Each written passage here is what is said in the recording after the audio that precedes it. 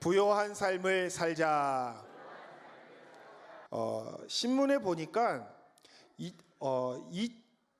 올해가 쥐띠의 해라고 해가지고 쥐띠에 태어난 유명한 사람들이 누가 있는지 신문에 나왔더라고요. 그래서 그 나온 사람들을 먼저 몇 명을 보여드릴 텐데, 외국인 중에 유명한 쥐띠가 있더라고요. 외국인 중에 누가 유명한 사람이냐면 프란치스코 교황인데, 아마 프란치스코 교황은 자기가 쥐띠인지도 모를 거예요. 왜 내가 여기 나왔나 하고 싶을 텐데, 어쨌든 그 다음에 그 스칼렛 요한슨, 스칼렛 요한슨 그 뭐죠? 요즘에 영화 어벤져스의 소식 보니까는 올해에 어벤져스의 여자 전사로 영화가 하나 만들어진다고 하는데, 그 주인공이 또 스칼렛 요한슨이라고 하는 소문이 있던데, 그리고 또 마크 저커버거라고 하는 페이스북 CEO가 있었습니다. 그리고 한국에도 보니까 한국에 유명한 사람들이 있더라고요. 유명한 세계적인 바이올리니스트 정경화 선생님도 계시고, 또 탤런트 염정아 씨도 계시고, 그리고 국민 MC 유재석도 있음을 보았습니다. 그리고 마지막으로 여러분이 너무도 잘 알고 계시는 분도 이 쥐띠라고 하더라고요. 마지막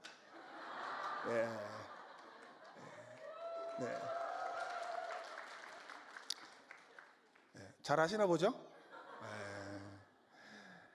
또 여러분 중에도 또 쥐띠이실 수 있는데, 어쨌든 우리는 뭐 그런 띠를 상관하지 않는 믿음의 사람들인데, 어쨌든 여러분 이 올해가 부요한 삶이 되는 한 해가 되기를 주 이름으로 축원합니다. 그래서 제가 하나님께 기도하면서, 하나님, 올해 첫 번째 예배에 어떠한 말씀이 또 우리에게 주는 말씀이십니까? 라고 또 12월 달부터 기도하고 또 준비하면서, 주님께서 주신 말씀이, 계속해서 주신 말씀이 부요함에 대해서 말씀을 주셨어요. 그래서 오늘 고린도후서 8장 9절에 있는 말씀을 가지고 부요한 삶을 위하여 라고 하는 제목으로 말씀을 나누기를 원하는데요. 고린도후서 8장 9절은 그리스도께서 우리의 부요함을 위하여 가난하게 되셨다라고 말씀하고 있습니다. 따라서 예수님은 원래 가난하신 분이 아니에요. 그런데 가난해지셨어요. 목적을 가지고 가난해지셨습니다. 그게 누구를 위한 목적이냐면 저와 여러분을 위하여 가난해지셨다는 것입니다. 따라서 여러분, 우리는 가난하면 안 돼요. 왜냐하면 예수님이 우리를 위해서 가난해지셨기 때문에 우리는 그 가난에 있어야 하는 것이 아니라 부요함에 있어야 되는 것입니다. 값을 치렀어요. 대가를 치렀습니다. 음식점에 갔어요. 주문을 했습니다. 돈을 냈어요. 그러면 뭐 해야 돼요? 먹어야 돼요. 누려야 되는 겁니다. 그런데 예수님께서 그렇게 하셨다는 거예요. 우리의 부요함을 위하여 가난함의 대가를 치르시고 우리를 부요함의 자리로 옮겨 놓으셨다는 것이지요. 따라서 우리가 부요하게 되는 것은 당연한 권리이다라고 하는 생각을 하게 되기를 주 이름으로 부탁을 드립니다. 그렇다면 예수님께서 우리에게 주시려고 하셨던 그 부요함은 어떤 것이며, 우리가 어떻게 하면 이 부요한 삶을 살 수 있을까에 대해서 오늘 말씀을 나누기를 원합니다. 첫 번째로, 하나님이 주시는 부요함을 누리는 삶을 살자입니다. 따라해 하십시오. 하나님이 주시는 부요함을 누리는 삶을 살자. 말씀대로, 고백대로 하나님이 주시는 부요함이 여러분의 삶에 넘쳐나기를 주의 이름으로 축원합니다. 시편 112편에 보면 하나님이 주시는 부요함에 대하여 노래하고 있는데, 거기에는 어떤 사람에게 하나님의 부요함이 주어지는지 말씀을 한번 보겠습니다. 다 같이 한번 봉독합니다. 할렐루야. 야훼를 경외하며 그의 계명을 즐거워 자는 복이 있도다. 그의 후손이 땅에서 강성하며 정직한 자들의 후손에게 복이 있으리로다. 부와 재물이 그의 집에 있으며 그의 공의가 영구히 서 있으리로다. 여러분, 말씀에 어떤 자에게 복이 임한다고 시편 기자가 말하고 있습니까? 야훼를 경외하고 야훼의 계명을 즐거워하는 자에게 하나님의 부요가 자손들에게 임하고 그의 집에 임한다고 말씀하고 있습니다. 여러분, 왜 그럴까요? 왜 야훼를 경외하는 자가 왜 부요한 삶을 살게 되는 것일까요? 그건 간단합니다. 여호와를 경외하면 무엇이 주어지냐면 하나님의 지혜가 주어지기 때문에 그렇습니다. 여러분, 부요한 삶을 살기 위해서 필요한 것이 무엇이 있을까요? 그건 바로 지혜입니다. 만약 사람이 우리가 미련하고 어리석다면 부유한 삶을 살 수가 없습니다. 미련하고 어리석은 사람들은 자기가 가지고 있는 그 부요함도 누리지 못할 뿐만 아니라 그 부요함도 잃어버리게 되기 때문이라고 하는 것이지요. 다시 말씀드리자면 부요한 삶은 하나님이 주시는 지혜와 밀접한 관계가 있습니다. 그 지혜는 하나님을 경외하는 사람들에게 직접적으로 연관이 있는 것이기 때문에 우리는 하나님을 경외해야 하고 그 경외한 자에게 주시는 지혜를 받으셔야 한다는 것입니다. 시편 11편 10절에 보면 또 이런 말씀이 있습니다. 야훼를 경외함이 지혜의 근본이라 그의 계명을 지키는 자는 다 훌륭한 지각을 가진 자이니. 이거를 히브리 원어로 바꾸면 뜻이 조금 달라지고 잘 다가와서 제가 번역을 다시 했어요. 그랬더니 번역을 다시 하면 이렇게 됩니다. 지혜의 시작은 야훼를 경외하는 것이며 그의 계명을 지키는 자에게는 좋은 깨달음이 있다. 이것이 시편 11편 10절을 오늘날 말로 다시 번역하면 이렇게 되는 겁니다. 그런데 여기에서 좋은 깨달음이란 속을 이해하는 마음이라는 뜻을 가지고 있습니다. 속을 이해하는 능력이라는 의미를 가지고 있어요. 그러니까 뭐예요? 그의 계명을 지키는 자에게는 모든 사물들의 그 속을 깨닫게 되는 이해하는 능력이 주어진다라고 하는 것이지요. 하나님은 당신을 경외하는 자들에게 지혜를 주시고 하나님의 계명을 지키는 자들에게 속을 이해하는 능력도 함께 주신다는 것입니다. 여러분, 그런데요, 속을 이해한다라고 하는 이 히브리 단어가 샤칼이라고 하는 단어와 어근이 똑같아요. 샤칼. 그런데 이 샤칼이 무슨 뜻이냐면, 저도 이번 기회에 설교 준비하면서 다시 한번 공부를 하게 됐는데, 이 샤칼, 이해하는 능력이라고 하는 이 단어의 어근이 다른 곳에서 사용이 될 때 어떤 의미로 사용되어지냐면 형통이라고 하는 단어로 번역된다는 겁니다. 그리고 뭐예요? 하나님을 경외하는 자들에게는 지혜가 주어지고 하나님의 율법을 지키는 자들에게는 샤칼이 주어지는데 그 샤칼은 무엇이다? 형통이라는 거예요. 그러니까 하나님을 경외하는 것과 하나님의 주시는 지혜와 율법을 지키는 것과 뛰어난 지각은 형통과 직결된다는 뜻입니다. 그러면 다시 한번 간단해요. 여러분, 부요한 삶을 살기 위해서 어떻게 해야 합니까? 하나님을 경외하고 율법을 지키는 삶을 살게 되는 그것에서부터 형통의 삶이 시작되어지고 부요한 삶이 이루어진다고 하는 것입니다. 저는 여러분들에게 권해드립니다. 2020년도 야훼를 경외하는 삶을 살게 되시기를 주의 이름으로 축원합니다. 하나님의 율법을 지키는 삶을 살게 되시기를 주의 이름으로 축원합니다. 그래서 주님이 주시는 지혜와 하나님이 주신 뛰어난 지각 능력을 통하여서 하나님 주시는 형통의 복이, 부요의 복이 여러분의 삶에 넘쳐나기를 주의 이름으로 축원합니다. 그런데요, 여기서 잊지 말아야 할 것은 하나님의 부요가 나에게 임했을 때 그것을 담아두기만 하는 것이 아니라 나누어 주어야 한다는 것이에요. 여러분, 세계적인 부호들의 특징 중에 하나가 있습니다. 뭘까요? 세계적으로 정말로 가진 부유한 사람들의 특징이 뭘까요? 나눈다는 거예요. 나눈다는 겁니다. 저는 이 자리에 계신 모든 여러분이 하나님의 부요함을, 축복을 받으시기를 주의 이름으로 축원합니다. 그런데 그 받은 축복이 머물러 있고 고여 있는 것이 아니라 필요한 곳에, 하나님의 부요가 필요한 것에 넘쳐 흘러나기를 주의 이름으로 또 한 번 축원을 드립니다. 그래서 여러분이 잘 될 뿐만 아니라 여러분 옆에 있는 모든 사람들의 삶에도 하나님의 부요가 전달되어지고 또 옮겨지고 또 넘쳐나게 되기를 주의 이름으로 축원을 드립니다. 그래서 올해 안에 소망하기를 원합니다. 하나님, 나에게 부요가 넘쳐나서 주신 주님의 부요가 넘쳐 흘러나기를, 내 이웃에 전해지기를, 소외받고 어려운 자들에게 전달되어지기를, 하나님의 축복의 통로가 되어지기를 주님 소망합니다 라고 하는 기도 제목이 여러분의 기도 제목과 저의 기도 제목이 되기를 소망합니다. 여러분, 2020년 동안에 부요하시고 나누는 부요가 있게 되기를 주의 이름으로 축원합니다. 두 번째입니다. 믿음의 부요한 삶을 살자. 따라해 보십시오. 믿음의 부요한 삶을 살자. 예, 저는 우리 모두가 이 믿음의 부요한 삶에 또 동참하게 되기를 소원합니다. 그런데 믿음의 부요한 삶이란 무엇을 의미하는 것일까요? 믿음의 부요에 대해서 생각해 보셨습니까? 저도 이 믿음의 부요에 대해 많은 생각을 해보지 않았더라고요. 이번 말씀을 준비하면서 제가 생각했는데, 과연 믿음의 부요가 뭘까? 믿음의 부요한 삶이 뭘까를 생각해 봤습니다.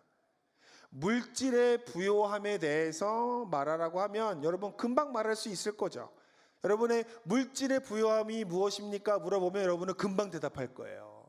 네, 월급이 많아지는 거, 또 집이 좋아지는 거, 차가 좋아지는 거, 또 좋은 옷과 좋은 또 그 자기가 원하는 것들을 갖게 되는 거, 물질적인 거에 대한 부요함은 우리가 쉽게 이야기할 수 있습니다. 왜냐? 많이 생각했기 때문에 그래요.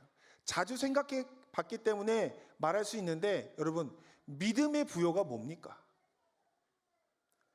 한참 생각하시죠?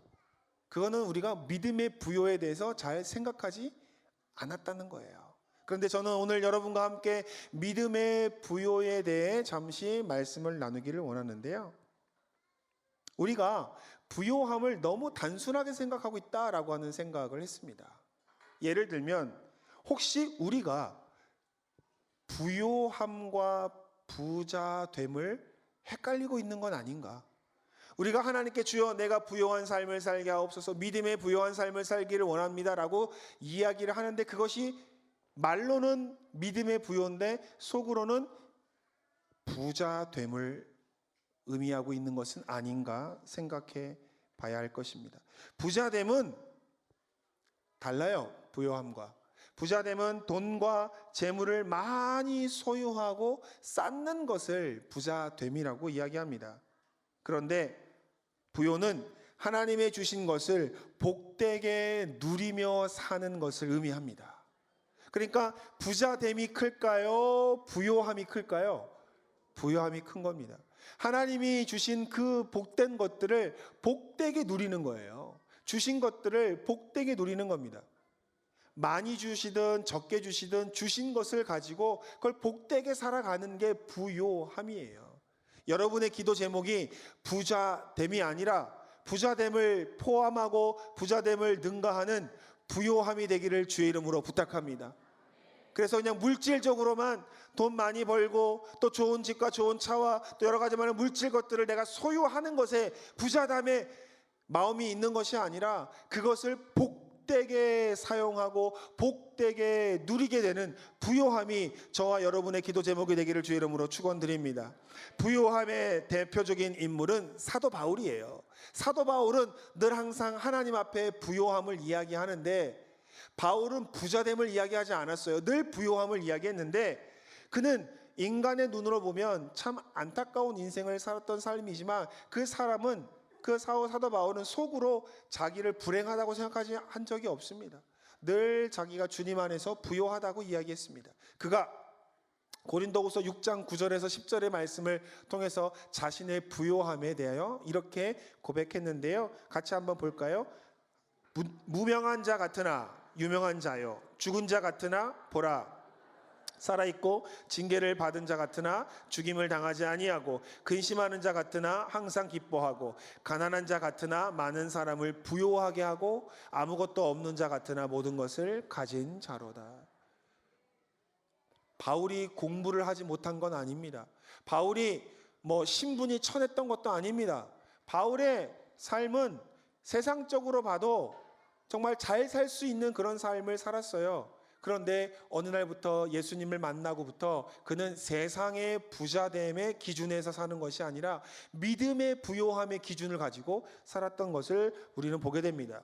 믿음의 부요한 삶이란 세상의 기준으로 부자됨을 추구하는 것이 아닙니다. 자랑하는 것이 아니라 하나님이 주시는 부요함의 기준을 가지고 사는 것을 부요함이라고 하는데, 오늘 말씀을 정리하면 이렇게 되죠.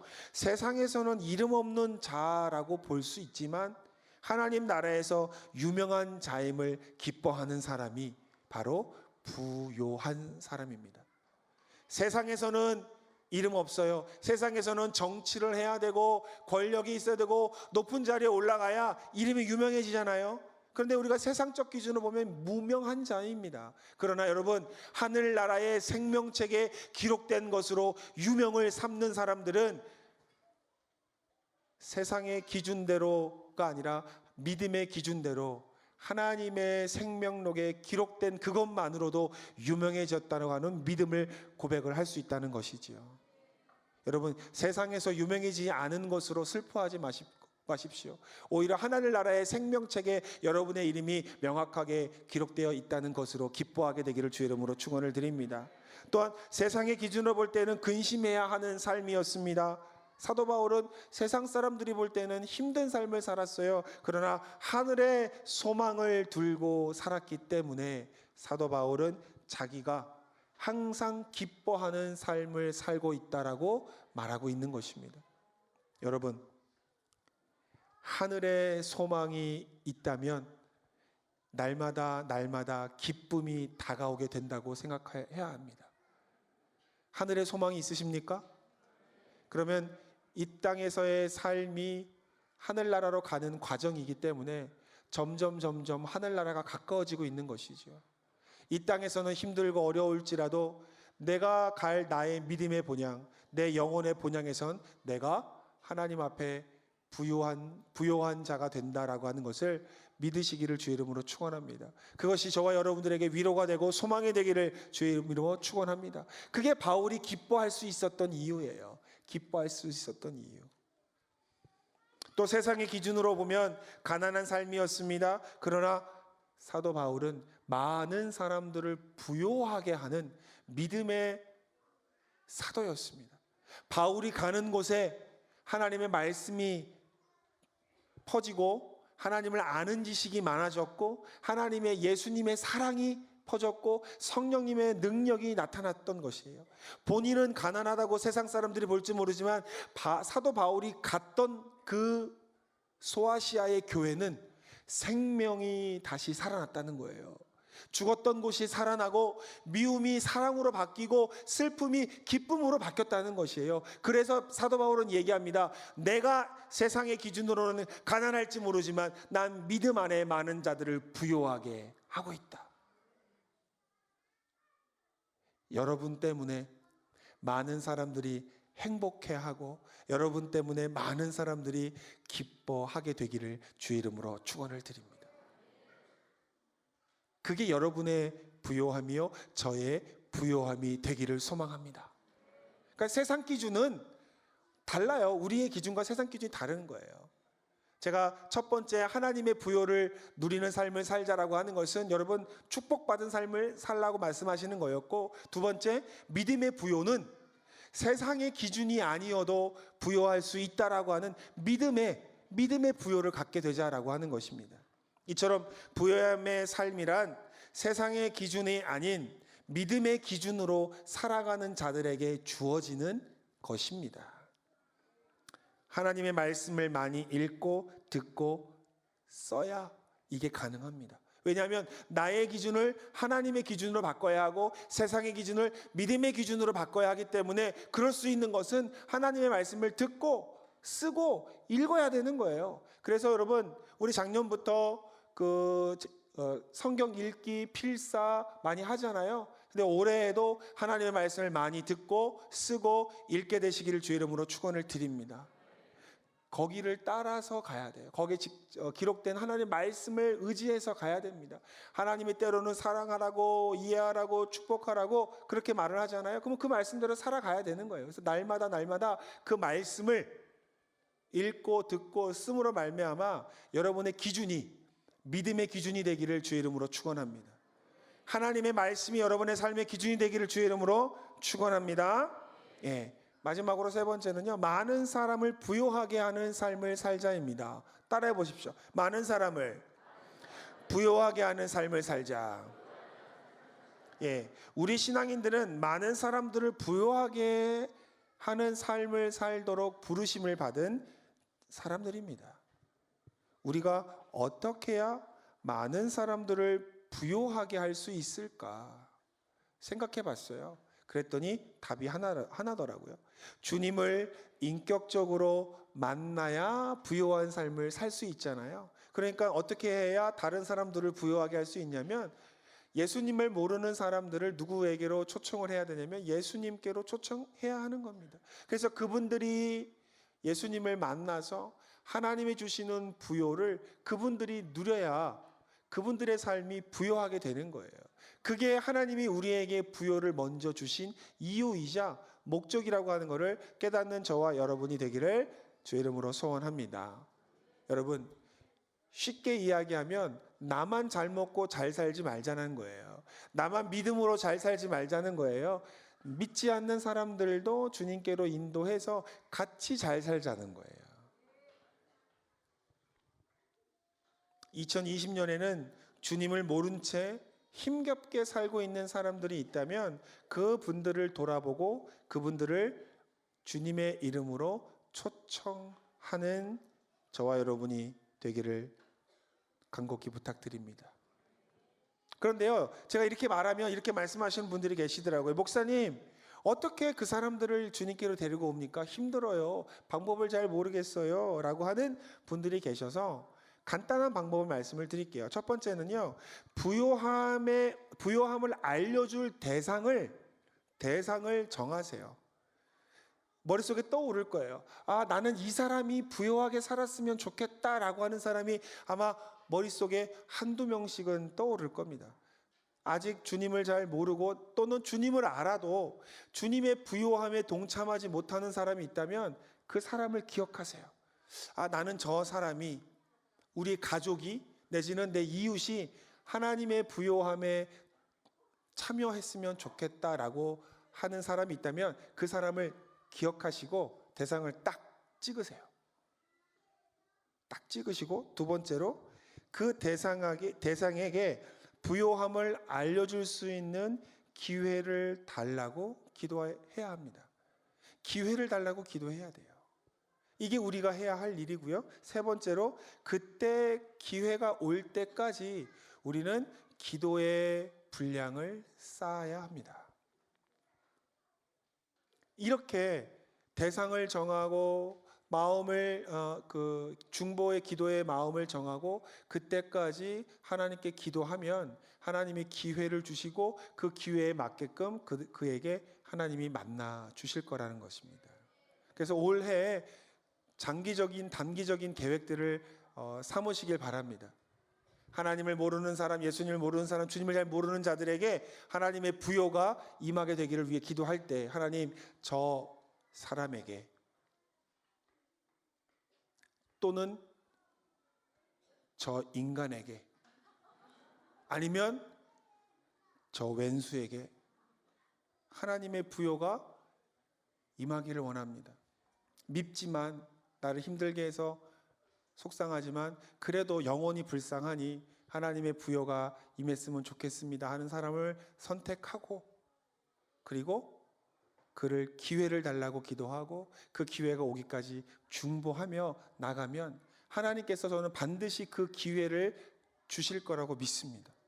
그리고 그 기회가 되어서 그 사람도 하나님의 부요함에 동참하게 될 수 있을 거라고 생각을 합니다. 그래서 우리 모두가 2020년을 시작하는 첫 해에 그 사람들을 위해서 마음속에 기도하고 중보하고 기다리며 나아가게 되기를 주의 이름으로 축원을 드립니다. 여러분, 하나님이 주신 부요는요, 부요는 나에게만 있으라고 하는 게 아니에요. 나눠주고 초청하고 해야 되는 겁니다. 따라서 오늘 말씀을 기준으로 하나님을 경외함으로 주의 지혜와 지식이 넘쳐나고 하나님의 뛰어난 지각이 넘쳐나서 여러분의 삶이 형통하여지기를 축복합니다. 또한 그것이 세상의 기준이 말하는 그 부요함이 아니라 믿음의 부요함이 되어서 있거나 없거나 어떤 상황 속에서도 믿음 안에서 부요한 여러분이 되기를 주의 이름으로 축원을 드립니다. 또한 그 부요함이 여러분을 통하여 여러분의 이웃들과에게, 여러분의 가족들에게, 여러분의 삶에 있는 주변인들에게도 흘러 넘쳐나서 그들도 주의 부요함 가운데 또 동참하게 되는 축복이 있게 되기를 간절히 축원드립니다.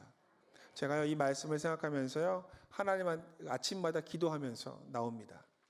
아침마다 기도하면서 나옵니다. 뭐라고 기도하냐면, 사무엘 너는 부요하다. 너는 부요한 삶을 살 것이야. 하나님이, 예수님이 가난하여 지심으로 말미암아 우리가 부요함을 입게 되었다고 말씀하셨으니까 너는 부요한 자야. 너는 부요한 삶을 살 거야. 너는 부요한 삶을 나누며 살 거야. 라고 하는 거를 저는요, 매일 저에게 이야기하고 있습니다. 벌써 이틀째 됐습니다. 이걸 결단하고 매일 하고 있어요. 저는 이틀째인데 매일 하고 있어요. 여러분도 날마다 아침에 일어나셔서 하루 시작할 때 부요함이 나의 삶에 임할지어다. 하나님의 부요가 나의 직장 가운데 임할지어다.